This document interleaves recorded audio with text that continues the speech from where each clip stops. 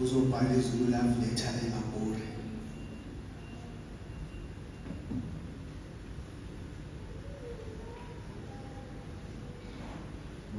Yaduma umhlaba wonke. Yenza inkondlo nami ngingazi ukuthi iwaphi nalezi inkondlo. Ngilanga ngizwe umuntu efona athi Jobe ngiyashadelwa ngicela uzoperform. Ungaze kanjani wemuntu ngitshelwe Mxolisi Mtshali. Ngaqala ngalelo langa ukubona ukuthi kanti lento okuthiwa inkondlo kukhona oshelele ikunike wona. Waqinisekisa futhi ukuthi ngiyafika lapho. Waqinisekisa futhi ukuthi nquma imali engaka. Ngakhuthala lapho. Ngisukela enquthe emakhaya sigodini sabavula amehlo. Ngithi ngiyaphaphama ngelinye ilanga sengibhalwe ephepheni ngemisebenzi yezinkondlo eqinisekisa lokho Mtshali ethi makungabi bikho ithalente elingaveli. Wayekakhethe ukuthi amise okwakhe kuze kuzoqhubeka okwakho. Siyamhlonipha kakhulu Mtshali. Kwake kuphambaniseke ngelinye ilanga kugcine sengathi siyelamana noma singabandawonye cishe imizeketi ngiyayithanda ukuhlobana. Biphila le ndoda enhlizweni. Mina nje bengingazi ukuthi khona into yokudla out wakwazi ukukhipha ngelinye ilanga. Sale lapha koma-restaurant mina nje ngizazela nje indaba nje yepapa nje ne-beef, yayibona leti beef. Safika lapho Mtshali wasidlisa ngo-fork and knife. Lapha nakwalethwa ibhulo lokukhetha ukudla. Mina nje ngazi ukuthi ngicela inyama eshisiwe nevosi kwalethwa nje isiqeqezana kuphela nje bafaka isikhethe. Yathi kungixaka lento yemfono ngizange ngizoyibamba ngakusephi isandla. Kodwa nje ngathi mangilumile engibambe ngesandla esibongo usayongixolela. Ngifuna ukuyekuthela uthe kuke wathi umntwana wakhe ubebathatha bengalindele nathi ubekashada siseDurban North. Sihambe nje eyosenzela izinto ezinhle. Silimele galela ngawe silimele.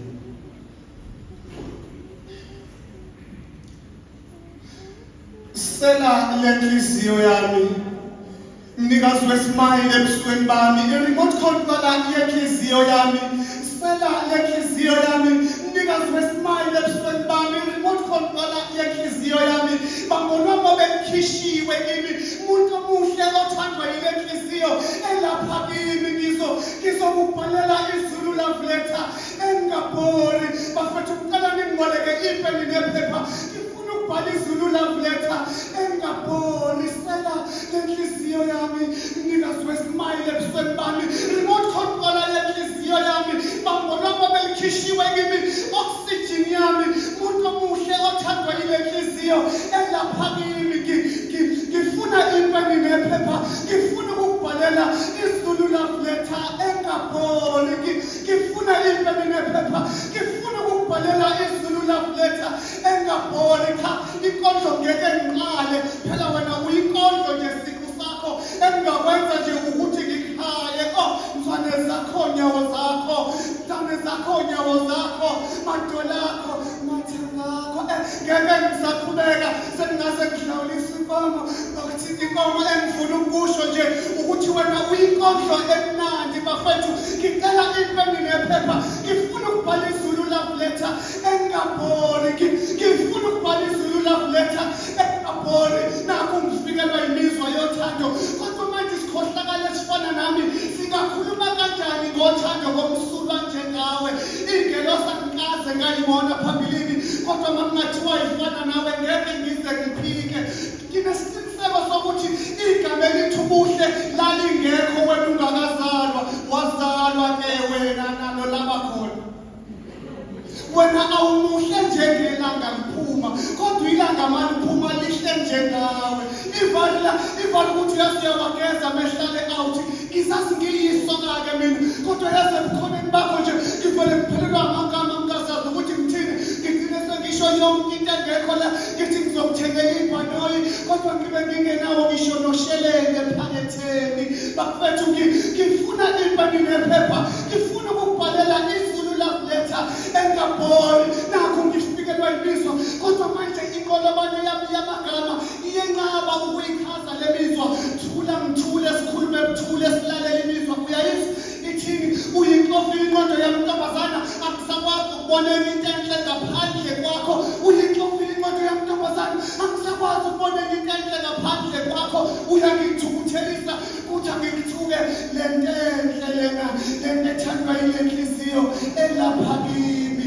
Le nto enhle lena, le nto ethandwa yile nhliziyo elapha kimi. Bafethu ngicela ningiboleke ipeni nephepha, ngifuna ukubhala iZulu love letter engabhori.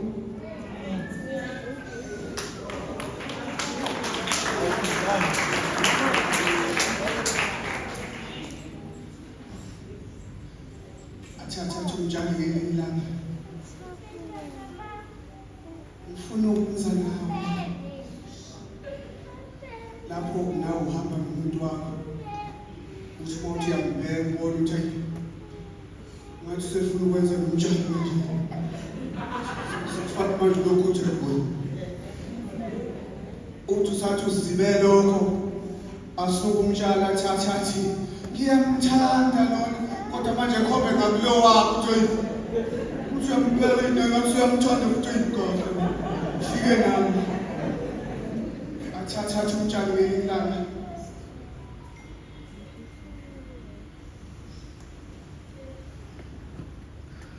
Waye nami nawe emqondweni.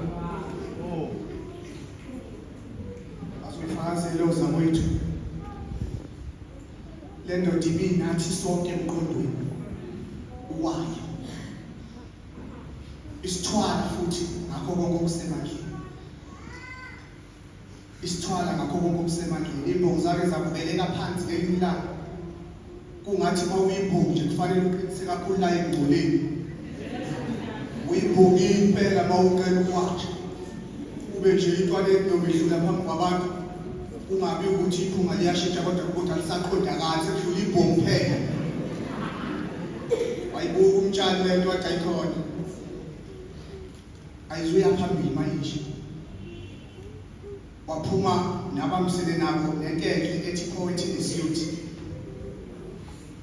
Kwaba khona inkenke eThekwini.